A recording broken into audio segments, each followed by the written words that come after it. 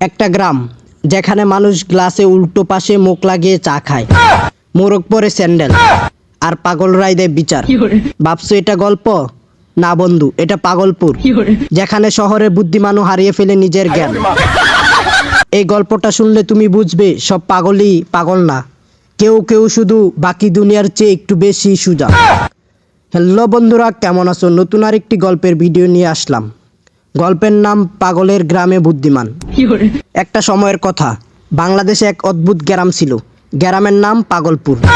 এই গ্রামের নাম শুনেই মানুষ ভয়ে কেঁপে উঠত, কেননা এই গ্রামের প্রতিটি মানুষই নাকি পাগল। তবে তারা কেউ গায়ে পড়ে ক্ষতি করতো না, বরং নিজেদের নিয়মে চলতো। আর সেই নিয়মগুলো এতই অদ্ভুত ছিল যে বাইরের লোক বুঝতে পারতো না এই গ্রামবাসীরা সত্যি পাগল নাকি আসলে খুব বুদ্ধিমান। একদিন শহর থেকে এক যুবক এলো, তার নাম হাসিব। খুব চালাক আর স্মার্ট।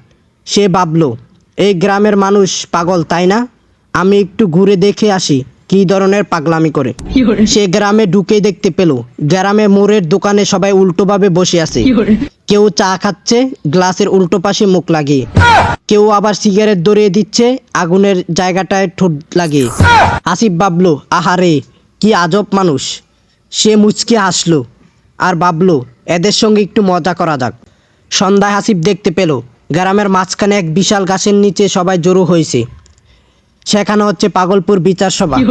বিচারক বসে আছে একটা উল্টানো টুলে, আর মাথায় কোনো মুকুট নেই, আছে একটা হাড়ির ডাকনা। একজন অভিযোগ করলো, আমার মোরগটা আজ আমার স্যান্ডেল পরে ঘুরছে, ওর বিচার চাই। বিচারক বললেন, এটি গুরুত্বক অপরাধ। মোরগকে 7 দিন হাটের মাঝখানে দাঁড় করিয়ে রাখা হবে, আর প্রতিদিন তাকে মানুষের মতো গালিগালাজ শুনতে হবে। হাসিব তো শুনে হাসতে হাসতে লুটুপড়ি।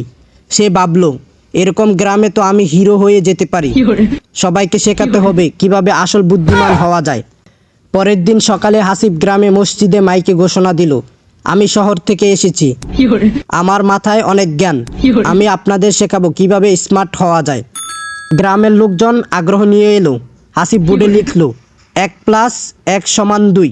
তখন একজন গ্রামবাসী দাঁড়িয়ে বলল, ভাইরে, আমাদের গ্রামে 1+1 হয় একটা গরু আর একটা হাঁস, মানে 2টা জিনিস, আর আপনি কেবল সংখ্যা দেখাচ্ছেন, আমরা তো জীবনেও দেখিনি।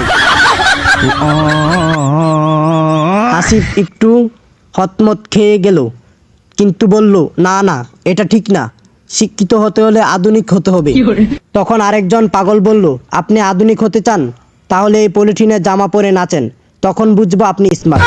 হাসিব বলল, আমি তো পরীক্ষা দিয়ে প্রমাণ করতে পারি আমি সবার চেয়ে বুদ্ধিমান।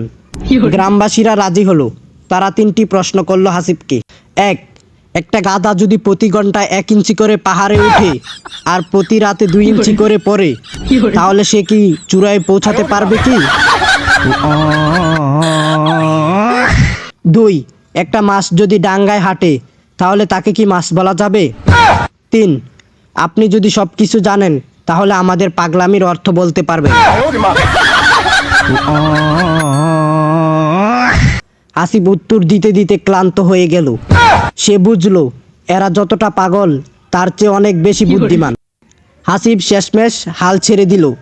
সে স্বীকার করলো, আমি ভুল করছিলাম, তোমরা নিজের মতো করে সুখে থাকো। তোমাদের পাগলামি আসলে এক ধরনের সরলতা, যেখানে লুকিয়ে আছে জীবনের গভীর সত্য। গ্রামের সবাই হাততালি দিল।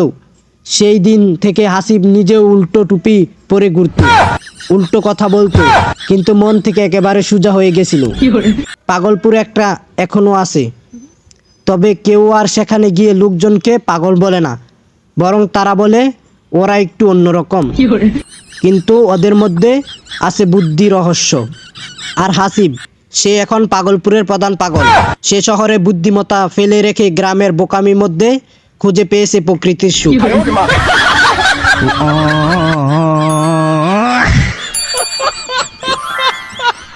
গল্পটি কেমন লাগলো অবশ্যই কমেন্টে জানাবেন, আর চ্যানেলে নতুন হলে সাবস্ক্রাইব করে দিন। সবাই ভালো থাকবেন, সুস্থ থাকবেন।